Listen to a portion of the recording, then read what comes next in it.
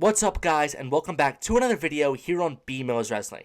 Today, I am proud to announce that me, along with two of my co-hosts, both Peter and Jake, are starting our own wrestling podcast here on the YouTube channel. We actually did used to do a podcast together on a different account. It was called the Pb&J Wrestling Podcast. We are still going to call it that, except the podcast, I should say, are going to be posted exclusively on this account and then on my TikTok as well, which I'm going to link down in the description. So as any normal podcast, you're just going to see the three of us talk about wrestling for about 45 minutes to an hour each time. Before we get into the podcast, if you guys are not already, make sure to subscribe to the channel. And don't forget to turn on post notifications so you don't miss any new videos or podcasts. And don't forget to leave a like down below. Alright guys, let's get into the very first podcast. What's up, guys, and welcome in to the podcast. I'm joined by my two co-hosts, Pete and Jake. Welcome in, guys.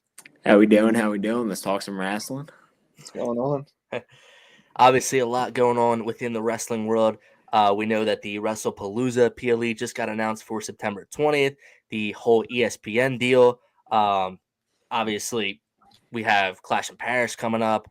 The women's world title being vacated. A lot to talk about in this podcast. So, without further ado, let's get into it. You guys want to start off with the ESPN deal that apparently is starting? Yeah, they announced, I believe today, WrestlePalooza is going to be on ESPN. The ESPN deal starting sooner than expected, meaning that Clash in Paris will be the last PLE on Peacock. That won't be the end of the Peacock era because we learned Saturday night's main events will now be exclusively on Peacock, which is interesting. We could talk about Cena's last match in a second, but the ESPN deal is very interesting. I don't know all the ins and outs. Originally, it said that all PLEs, it was going to be $30 a month. But then I've heard that if you that it'll just be on regular ESPN. I'm not sure exactly how it's going to work, to be honest, if you know better than I do. I've seen a lot of different stuff. Like if you have it on cable, like you'll get it, which I'm praying that's the case. Because I have cable. $30 is kind of crazy. $30 is outrageous. Like that's at that point, I feel like you would just have to like go on an illegal stream and watch that. Well, yeah. So ESPN, when it was announced that they're on ESPN, that scared me, and here's why. So I'm a big UFC fan. I love the UFC. I don't love paying for the UFC. I haven't paid for a UFC pay-per-view in like 5 years because they're all $80. They know why it's going to be on my doorstep with a police officer. But I mean, ESPN is notorious for when they got the UFC deal, the pay-per-views were like 60, and then it got to 65, 70, 75, 80, kept increasing. And that's why when I heard they were getting WWE, that kind of worried me a little bit. But if it's like you said, Brennan, if you have regular cable, you just get it. That'd be great.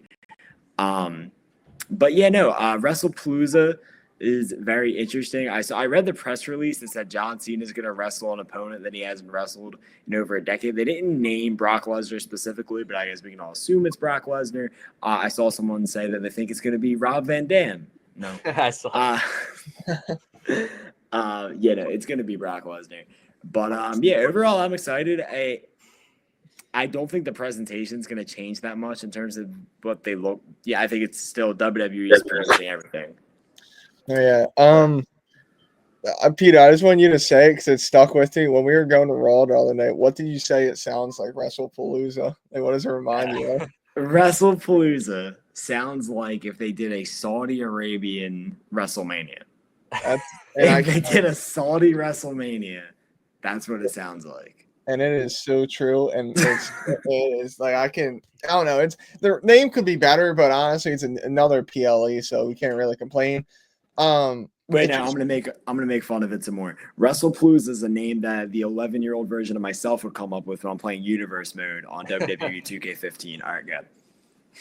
It just shows this ESPN deal that like it's streaming services are taking over. Like I just got YouTube TV, so that's new for me, but $30 is kind of crazy. Like you said with UFC, I'm kind of surprised because I think isn't UFC going to Paramount Plus in 2026? Yes. So starting in 2026, the UFC is moving all of their fights to Paramount Plus. All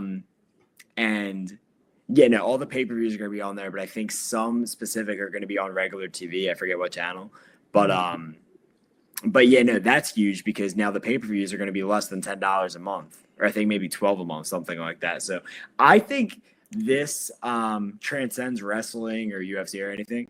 I think it kind of shows that the pay-per-view model is just dying. Oh yeah. Like you see, even in boxing, Jake Paul versus Gervonta Tank Davis just got announced. That's on regular Netflix. Yeah. Terrence Crawford versus Canelo Alvarez, biggest boxing fight of the year. That's just on regular Netflix. It's not behind an $80 pay-per-view like it probably would be like 10 years ago when Floyd Mayweather was fighting, and things like that. So I think the pay-per-view model is dying. Streaming services are becoming more popular. It just being put on a channel like ESPN, like what they're doing with the app. I heard something about that. I don't know how true that is. It's that there's going to be just an ESPN app that you can watch WWE on. I don't know if that's true or not, but it just shows pay-per-view is a thing of the past. Yeah, I 100% agree. I know ESPN's been taking over a lot of things. Like, I know, like, if you watch football a lot, they just recently bought the rights to Red Zone, which if you guys don't want, if anyone that's listening doesn't watch it, it's pretty much just, it was a show that NFL would run. It would play all the games, all the, like, big moments of the game. So there would be no downtime, no commercial free. A lot of people used it, and everyone's scared now because ESPN has a bad tendency of ruining some things that they take. So this just shows ESPN's really taken over the streaming industry. I mean, Netflix is probably still number one, but now after ESPN's claimed WWE, I think they claimed the NFL rights too to a lot of things. So it's just showing that everything's taken over. I mean, like you said, the pay-per-view aspect is kind of going away. I mean, luckily WWE, the match is always going to be longer, but like UFC, like if you spend like $60 for the main event and it lasts like a minute, like that's just crazy. What was I gonna say? Oh, like honestly, like now, like the more fun experience, if instead of spending the $80, you can either like movie theater, show the UFC fights, or even like Buffalo Wild Wings. Like it's better. Honestly, this is probably better. 30 is still crazy because I don't know. It's monthly. Like it's I don't know. I feel like they'll probably lower the price or always have like a deal going on where you can get it cheaper. Hopefully. But yeah, it's exciting. I mean, once again, WWE, their wallet just continues to get filled like it's Ted DiBiase in the 80s and not the son because he's, you know. I saw something earlier saying like it's gonna be you could buy I think for $30 a month. It's ESPN, Disney Plus, and another one. It's like a whole package. I have no idea what the other one was, but I forget. I don't know why that would be 30 and then just ESPN's 30. I feel like that makes no sense That makes at all. sense. But if you would have told me like 10 years ago that WWE would be streaming on Netflix and ESPN, I probably would have called you crazy. I feel like that's kind of insane. But like I got I gotta say I do miss WWE Network. Like that was the peak era. Yeah. $10 a month. Yeah, I don't love that you need to have multiple streaming services to watch WWE right now. You need cable because you need for SmackDown. You need Netflix for Raw. You need Peacock for Saturday night's main event, and then you need ESPN for the pay-per-views or the premium live events. Yeah, I would just prefer everything be on one thing, honestly. And it being on multiple. So you got it. Yeah, I was gonna say with like a VPN, you could I guess you could do all Netflix, right? Like I've been seeing that like everywhere. Other countries, everything's on Netflix, which I honestly I would just prefer. But one thing I was just say about ESPN, very quickly, just because like I mentioned, I watch the UFC a lot. ESPN hasn't done like great with the UFC. Like there's been a lot of issues, and I know WWE operates differently than the UFC. But an example that I'm thinking of off the top of my head was a few years ago, big fight, Jorge Masvidal versus Colby Covington.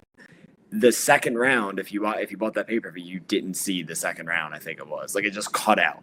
Like yeah, and there's been so many of those moments. People weren't able to buy one of the pay-per-views a few months ago for the UFC. Like ESPN Plus just like shut down. And you couldn't buy the pay-per-view. They've had a lot of like dare I say botches. So I don't know if that'll carry over to the WWE era on ESPN, but that's something to look out for. Like if you like, we would hate, let's say, if a big moment happened, like Brendan's favorite wrestler, Sami Zayn, becoming WWE champion. Let's say if half of that match was just cut out. I'm joking, but you see what I'm saying? Like, if half that match was just cut out because ESPN just like messed up the pay-per-view. So I don't know. Bit of a nitpick, but like I don't know if now maybe that was UFC's production. I don't know, but I've seen a lot of those problems, so I hope that doesn't carry over. 100%. I mean, like it feels like Peacock, even though it feels still new that like I'm still so used to even though it's been a few years, it still feels like WWE Network was like yesterday, and Peacock I'm still getting used to, but now we're already moving like to different platforms. So I do have to agree with you on that. If no one else has anything else to say, I do want to transition. We were talking about Peacock and Saturday night's main event. John Cena's last match is I think pretty much official, December 13th on Saturday night's main event. His retirement speech won't get cut off. Yeah, that's the only concern. This is the topic I feel like is going to be interesting. Cena's last opponent. Anyone have any ideas or who they want? I got this.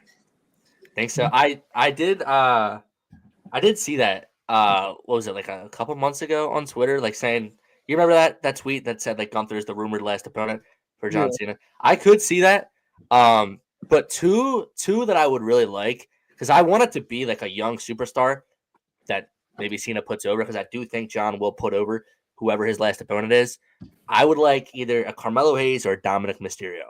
I feel like that would be great. I feel like also, since that Saturday night's main event, it's in Boston, which is where Cena's from. Carmelo Hayes is also from Boston. And obviously, with this whole Miz storyline, I think they're turning him back to being a babyface, and in hopes he gets more over with the crowd. And then maybe he builds up some steam, goes into that match. Maybe it's like a mystery opponent.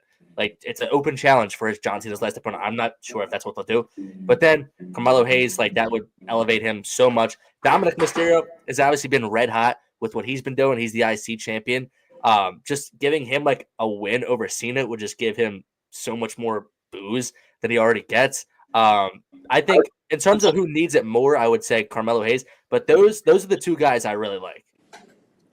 Yeah, I do like that for sure. And if they go with the idea that I'm about to say, I feel like Carmelo Hayes would be a good option. I think what they should do is do some sort of, like, maybe not Rumble, but like a battle royal or some sort of match where if you win, you get to be John Cena's last opponent. Ooh, I like The that. reason why is because it makes sense, even in storyline. Getting to wrestle John Cena's last match is a big deal, so that should be something to fight for. That should be something to win, so that makes sense. The reason why I say Gunther is because that's a match that I feel like is going to happen. It hasn't happened yet, so I feel like it's going to. And we're in August. We're about to be in September. WrestlePalooza or Clash in Paris is Logan Paul. WrestlePalooza is going to be Brock. Gunther does make sense. Another reason, and we can transition to this later, is Gunther retired Goldberg. Gunther may retire John Cena. And there's another person that he may retire if this person returns to the WWE, and that might be Christopher Jericho. But we can talk about that in a little bit. That's a rumor that's been making the rounds. But if they go with that idea of having to win the opportunity to face John Cena, I do like Carmelo Hayes. Dominic Mysterio I also like, but I don't think it would be the right move, because I think they're going to turn Dominic Mysterio babyface by 2026. When 2026 rolls around, I mean, we were at Raw. Huh? When Liv comes back? Oh, yeah, I think so. Because, I mean, like, when we were at Raw, he was getting serenaded with Dirty Dom chants. He was getting cheered.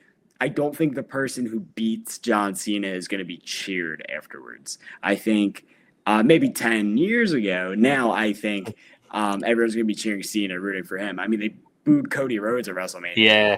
Like, I don't think the person that beats John Cena in his last match should be a babyface, because I don't think it's going to work for them in the long run. Cody will still get cheered. I feel like he's the one person who can beat John Cena and still get cheered because they did it right.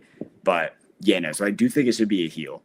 Yeah, I definitely agree. I was thinking Dom too. The only other one is just because I'm such a fan for him. I think he's gonna be great. Braun Breaker would be nice to see. I'm not saying he necessarily needs it now, because he's what if you said this like maybe 6 months ago, you could say technically maybe he would need it after he dropped his IC title, but like he doesn't technically need it. I mean, if you really want to get heat, like have Seth or someone like Bronson Reed interfere. I'm not saying it should be one of those type of matches.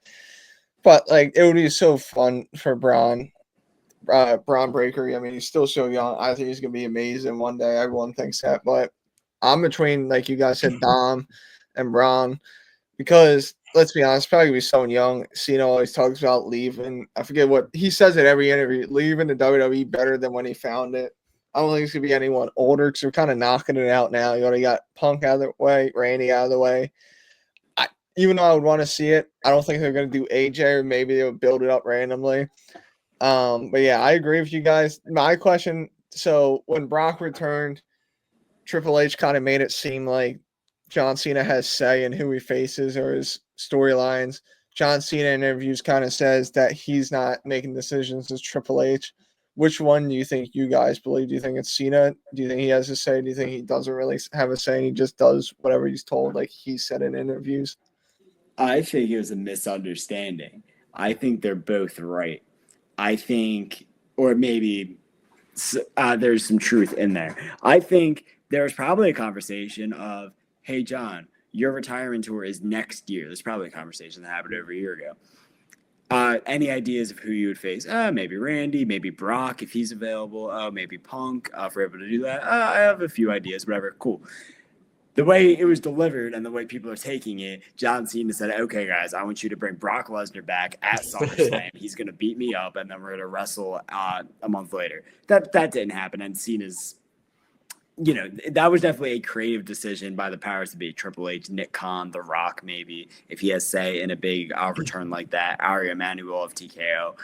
No, John Cena is not sitting behind a desk saying, all right, bring this person back and have them beat me up at the end of SummerSlam. That's not happening. He may have suggested a few people to wrestle, and he probably got his wish. Randy Orton, CM Punk, whoever else. So I think they're both right. I don't think Cena necessarily said it and asked for it and is making decisions. He might have just suggested this a while ago for his tour. So I think they both may be right.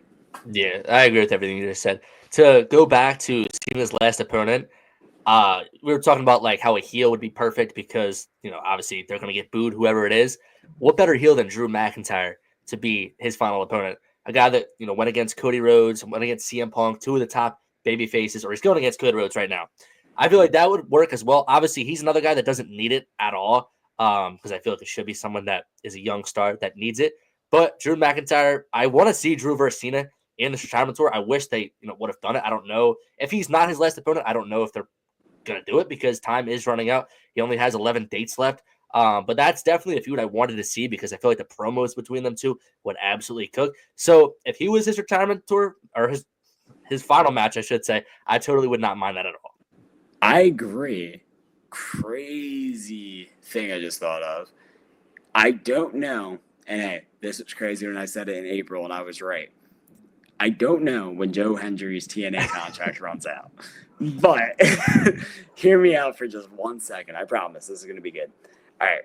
WWE is going to sign Joe Hendry when his TNA contract's up. They literally already said it. Triple H said that this isn't going to be your only WrestleMania.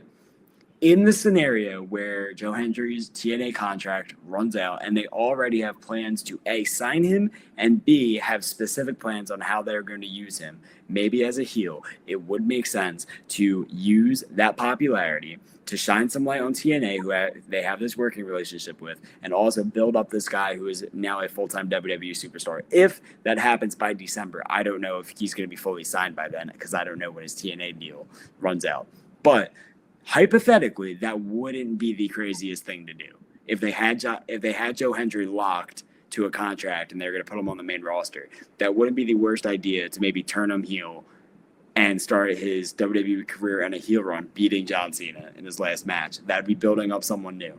I'm going to be so wrong. That's not going to happen, but that'd be interesting. I don't know if you guys saw Dolph Ziggler, Nick Nemeth, what he said. The gauntlet match where you do like a bunch of opponents and then the final one's The Rock. I don't think The Rock's ever showing up, especially on a Saturday night's main event. If he's not showing up to pay off a story at WrestleMania or SummerSlam, he's not going to be in that match. The Rock's going to do a Zoom call. Yeah.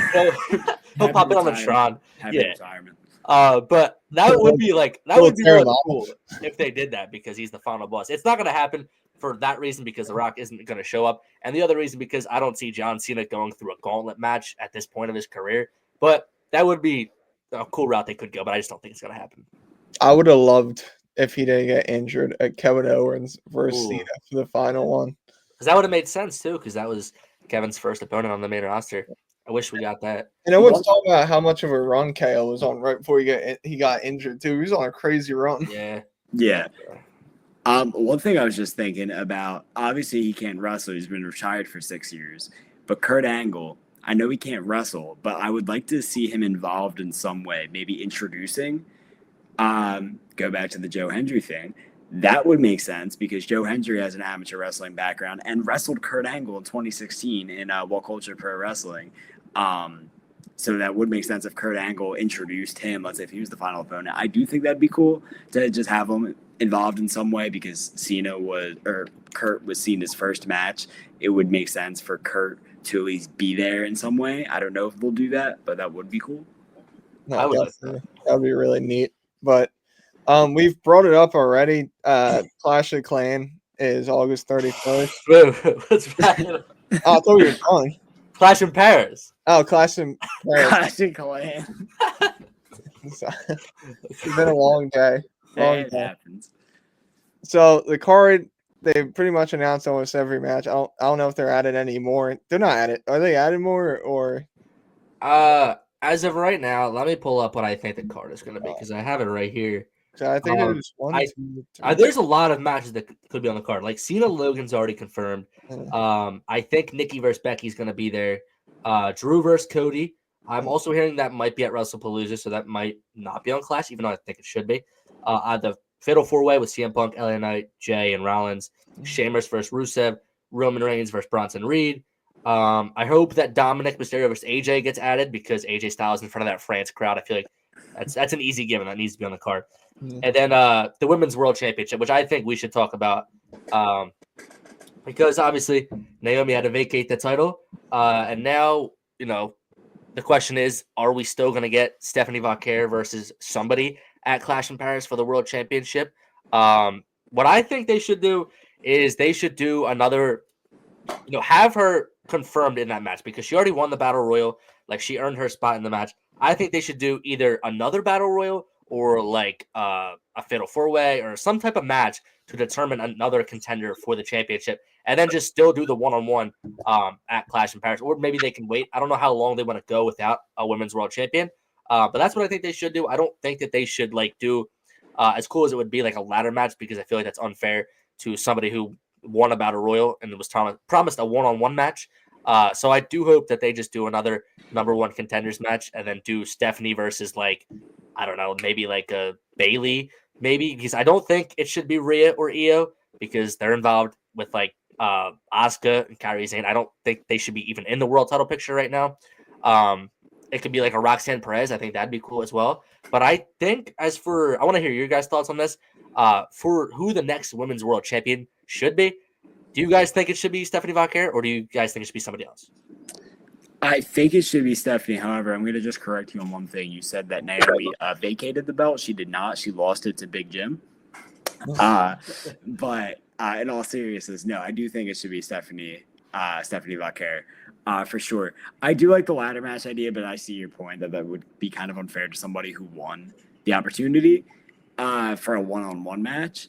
Yeah, I love Rhea Ripley, but she shouldn't be. That's been done to death. Her being in the title scene. She could take a break. So can Io Sky. They can do their thing with Kairi Sane and Asuka. Io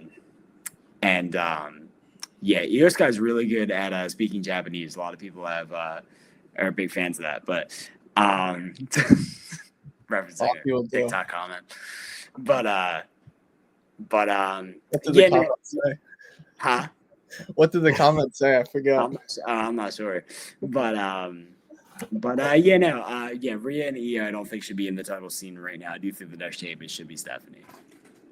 I can see Stephanie. It wouldn't make sense, but I like Roxanne Perez too. Bailey's obviously busy with what she's doing, probably with Becky or that storyline. She's kind of doing that bipolar thing. It's kind of nuts.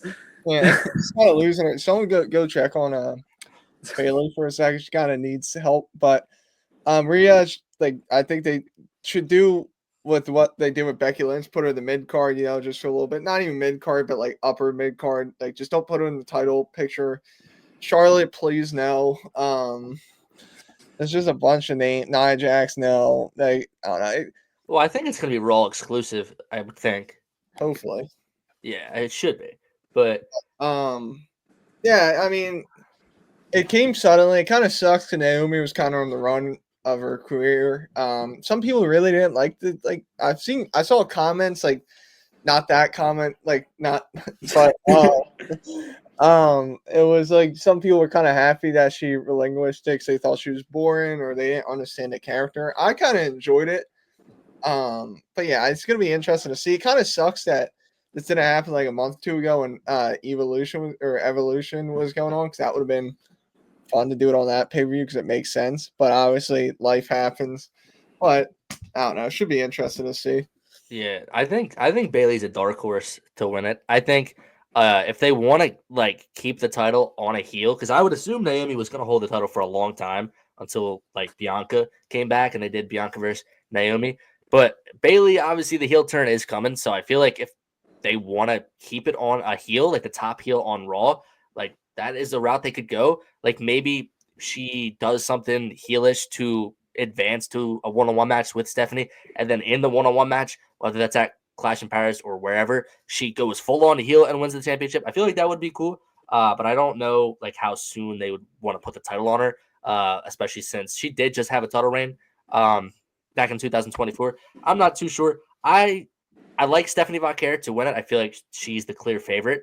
Like Roxanne Perez as well. Like if Liv Morgan came back, you could do Liv versus Roxanne for the title. I saw a lot of people saying Raquel, which I don't like that at all, to be honest. She has improved. I've liked her matches more, but like a world title, no. Like she does not belong in the world title picture. Like no disrespect, but I would like it more to be on Roxanne Perez than I would Raquel. But I think it should be Stephanie for sure. Definitely. Yeah, I definitely agree. If we're good on that, I was going to transition to the rumor that I've been hearing that a certain former WWE champion known as Chris Jericho may be leaving AEW by the end of the year and returning to the WWE. He has not been seen on WWE TV since 2018, I believe, at the Greatest Royal Rumble. I think that might be right. That was the first Saudi Arabia show. He was in that. Has been WWE for a very long time. He's been in AEW. Was, in my opinion, a pretty good start of AEW was having Chris Jericho as the first ever AEW champion, which I thought was a good business decision because it got maybe the casual fan to AEW. Like, oh, this must be legit. Chris Jericho is the champion. They tried to replicate that same magic in Ring of Honor. When AEW purchased Ring of Honor, didn't go as well. They've been trying to get Ring of Honor a TV deal, and that has not worked out. I think the magic of Chris Jericho has severely gone down. He has introduced many different gimmicks in his time in AEW, and none of them have really worked out to the point where anytime I was flipping through the channels, I see AEW's on, I turn it on, I see Chris Jericho, I turned it off. I was just sick of seeing him, and I wasn't even watching AEW every week. But for people that do, I heard the same thing, that it was just, he was irritating, and it seemed more, he was pitching ideas not for the betterment of the show, but to get him on TV. I know a lot of fans are sick of seeing him. He hasn't been on TV in months. So I think even though the perception of Chris Jericho is down in the eyes of wrestling fans as a whole, I do think him leaving AEW, showing back up in WWE with the theme song and the old school presentation, I still think he would get a good reaction and it would be an awesome return. He is definitely beyond his best days in the ring. I don't think he should be anywhere near the main event scene in WWE if he comes back. God, no. But if they bring him back, to have him in a story, maybe returns at the Rumble, sets up a feud to WrestleMania, then retires at WrestleMania, that would be cool.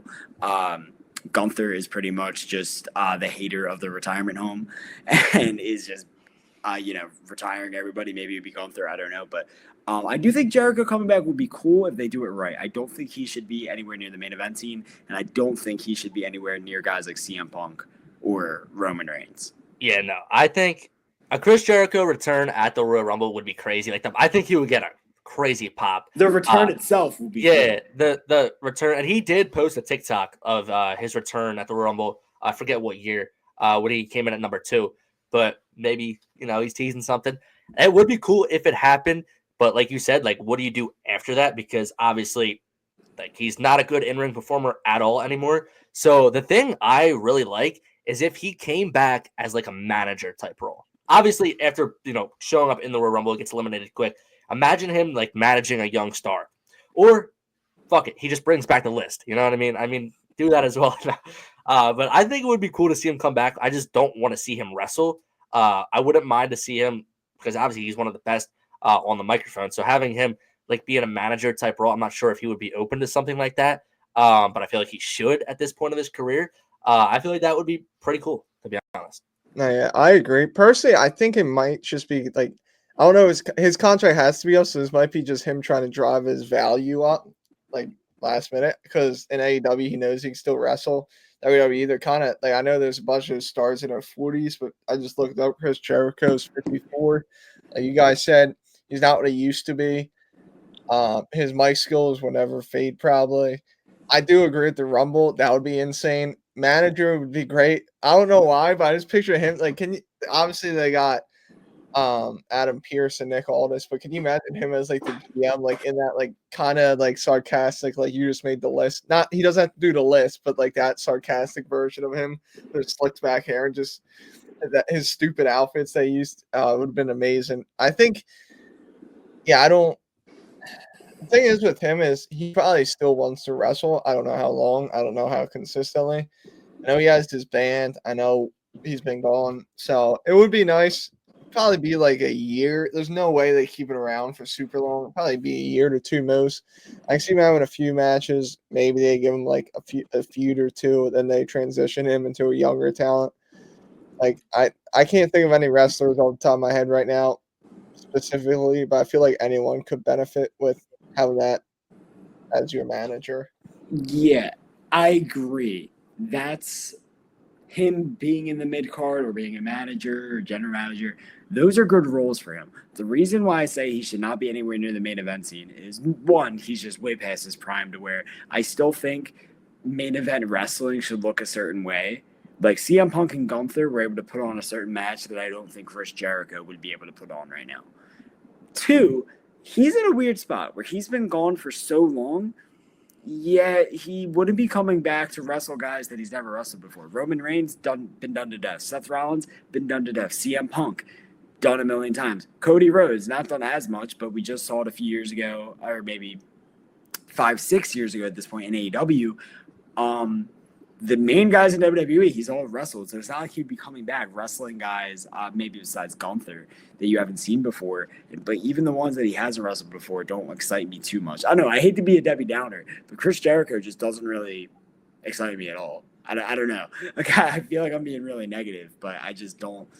I remember, he got me. I was excited to see him versus Will Ospreay in AEW, and then the match just wasn't great. I was like, See, the thing in my opinion is we just missed the boat. So I feel like if this was like 2-3 years ago, younger Chris Jericho, from what I remember, he could like. The thing is, it sucks getting older because all of a sudden it just hits you and you can't be what you used to be. He wasn't in his prime 2-3 years ago, but he was still passable. Like you'd be like, all right, give him 10, 15 minutes. It's just now, it's just like it's not worth it. Like he's. I mean, it looks like he's in shape now, but like he can't like last a while. He can't take the bumps. Obviously, his body's been beat up for years. He can't even hit like I think his finishing move now isn't it like a spinning elbow. It's not even like his the Judas effect. Yeah, it's not even like the walls of Jericho, the flip they used to do. Like it, Chris Jericho's great.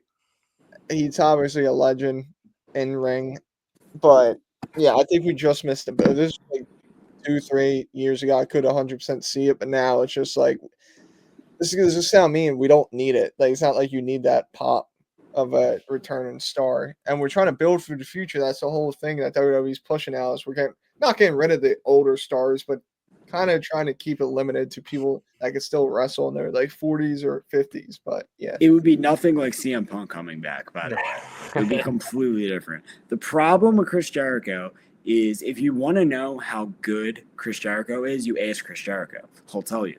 He thinks he is way greater than he ever was. He talks about himself like he is the GOAT. I really don't see him that way.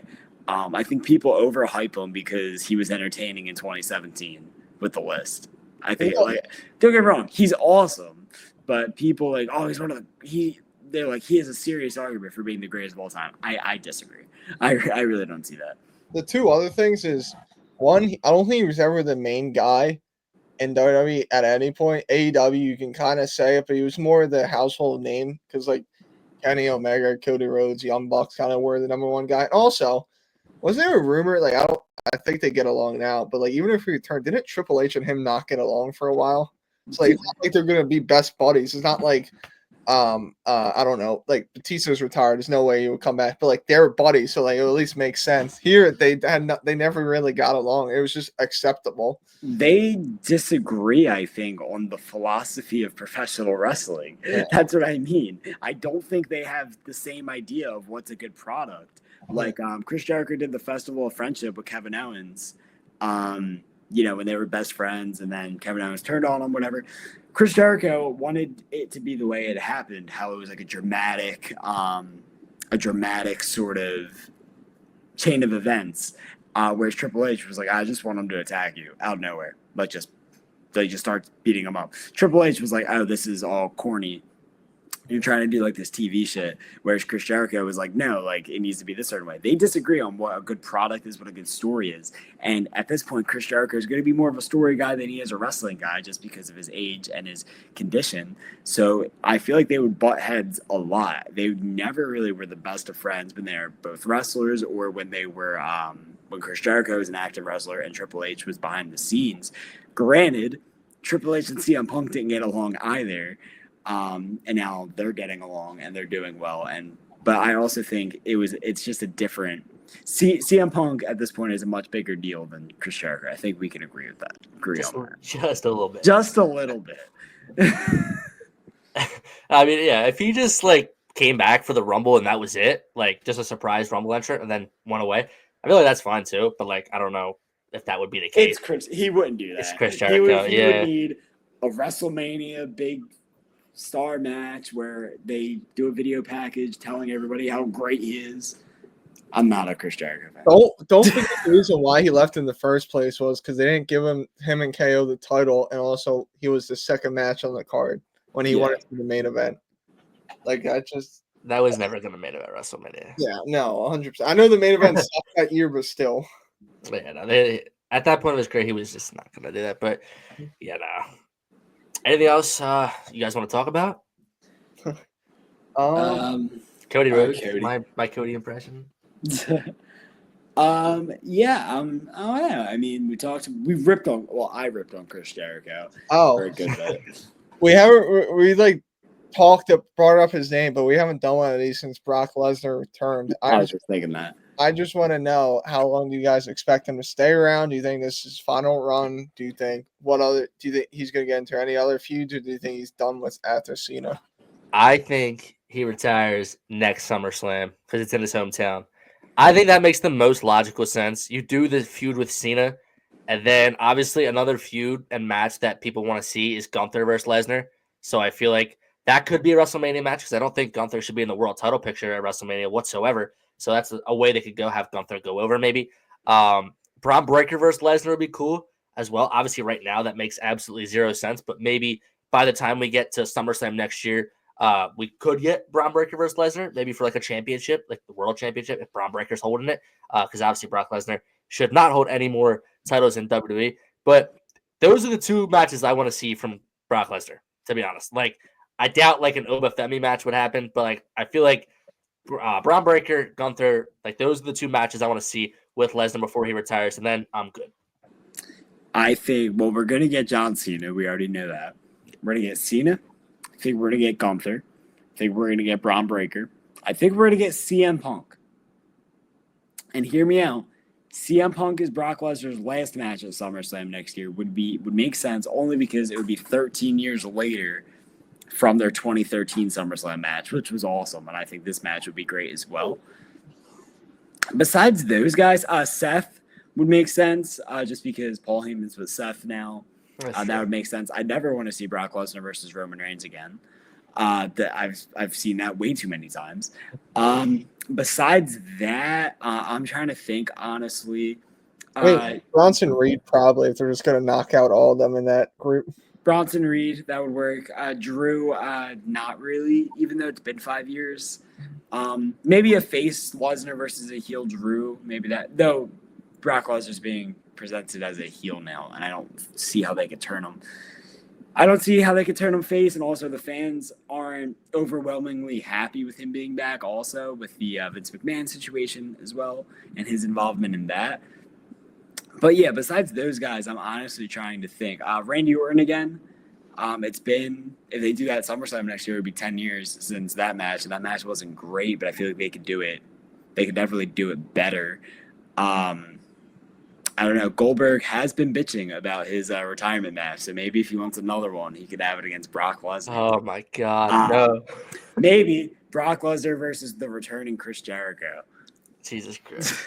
The fact that it's been 13 damn years since the first Lesnar Punk match, like I didn't realize that until you just said it. Like that's actually not. Well, yeah, that's disgusting. That's actually disgusting. Yeah. Brock Lesnar versus Sami Zayn. I mean, Sami would sell well, but there's no reason why. But I don't know. I was gonna say, speaking of Sami Zayn, can we just talk about how he literally makes 0 sense because he was offered to leave Monday Night Raw a few months ago by Seth Rollins and Paul Heyman to get a guaranteed WWE Championship shot at John Cena. He said no. He got his ass beat by The Vision. I guess that's what they're calling it, right? And then what do we get? 2 months later, he just decides to go to SmackDown himself and challenge for the mid-card title that Solo's holding. He makes 0 sense. His character makes 0 sense. He's all, I want to go after a world championship. I'm going to be a world champion, which I really hope that that's not the case this year because there's just so many better matches for like WrestleMania if that's the place they're planning on doing it. But he, like his whole character, he needs a reset button. I need to see a new version of Sami Zayn. I wanted to heel Sami Zayn. I thought maybe that was going to be the case after SummerSlam, but of course not. The underdog that always wins. So there's that. But I think he needs a character change, and I think I just think he needs a character change. Like it's so bad, I can't watch it. I just my bad. You can go. Yeah, good. You're good. Bringing up those names like Solo, I thought of one really great Brock Lesnar match because I just feel like it would be insane. Lesnar against Jacob Fatu would be really interesting. That would be good. Yeah. Just if you want to build up Fatu, just make him like no sell at F5, do that stupid dance he does. It's not stupid. Yeah, well, the emote. The emotes, Fortnite emotes, dude. He's hulking up. Oh, we didn't even touch on that. We don't need to. Yeah, that's a good point. If you wanted to get our opinion of him, just look at any other episode of this. But no, that match would be insane. I mean, Fatu would do as many flips as he needs to. Lesnar would probably sell for him because no one in there would probably like Fatu. I just think that would be a great match. I agree for sure. I was just thinking of Sami Zayn.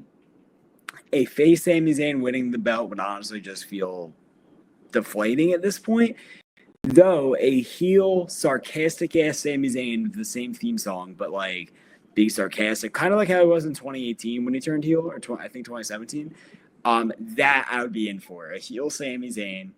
Or what they could do is they could build a babyface Sami Zayn to get a world title match. He finally gets the match and he cheats to win, turns heel in the match, and then has a sarcastic heel run as the champion. I think that would be good.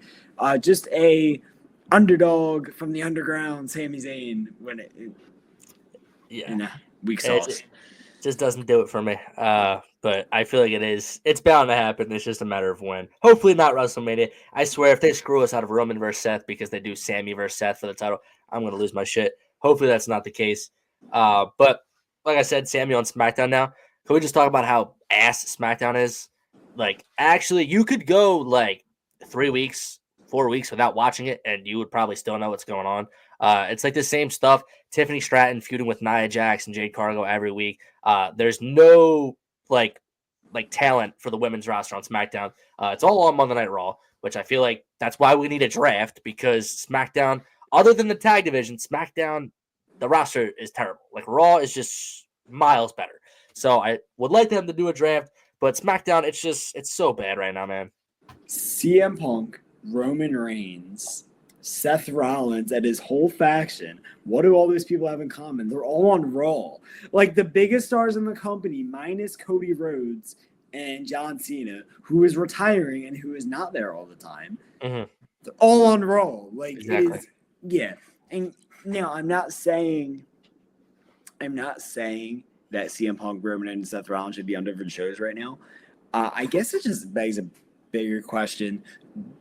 Are we fans of the separate rosters? Like being exclusive to shows? What I'm saying is why can't it just be like, let's say CM Punk and Roman Reigns, Seth Rollins, they're on Raw this week. Next week they're on SmackDown. Like, say you can keep those guys together. You could have a soft brand split, but they just mix the shows. That way, there's more variety. That way, one show doesn't just suck. No, I definitely agree with that. I feel like because literally Roman was a SmackDown guy, and now he's just on Raw. I feel like nobody like even talks about that. But yeah, they should just have like people go from brand to brand. Like have people like who are like on Raw, say like the women's roster. Like maybe like they're not involved in the women's world title picture. They can go feud for Tiffany Stratton's title. Like I feel like they should be doing that because at this point, like Roman just going to Raw, like without any context. Like, why can't they just do that for SmackDown? Put some Raw people on SmackDown some weeks. It just makes zero sense to me. I don't know. Yeah. No, I agree. I think you already said it, but like I keep seeing this meme where it's like, watch the first SmackDown of the month and just wait till the pay-per-view. You just know what, like, you don't need to keep up because there's gonna be every match either is gonna end at DQ, like this could be a screw finish. Tag teams are really carrying women's division. Not really their fault because they don't have as many people to feud with. Like Tiffy's doing the best she can, but they also pulled the rug under Jade Cargill. Like what a disappointment that's been. Yeah. But it's just especially what Raw has been doing recently. I mean, WWE is a weird spot right now. Raw is not like top tier, but it's still pretty good and miles ahead of what SmackDown's doing. Yeah, I mean, SmackDown doesn't even showcase their women's United States champion. Like, No. it's just bad. I don't know, pretty horrible. It's wild. And I feel like for the world title picture over there, I feel like they're just waiting for Bianca to come back at this point because they don't know what to do with Tiffany. I feel like it'll probably be Bianca who takes the title from Tiffany because, like I said, they just keep recycling the same feuds over and over again. Like, how many times have we seen Tiffany versus Nia Jax? Like, that should have ended months ago. I don't know why we're still doing that. Yeah, it's just all bad. Do we know when Bianca comes back? I have no idea. I haven't seen a report on her since like before SummerSlam saying that she was going to miss SummerSlam. She probably just had like I don't think it's probably just like she needed time off, but But she actually broke her finger. oh yeah. Or she might broke two fingers. No, I think it was just one. I don't know. But I have no idea. Fingers are a bitch to heal, so. Yeah. All right, guys, that's going to do it for the very first podcast on B-Mills Wrestling. If you guys like this podcast and want to see more, make sure to turn on post notifications so you don't miss when they drop. We are planning on dropping these at least once a week, so stay tuned for that. All right, guys, peace.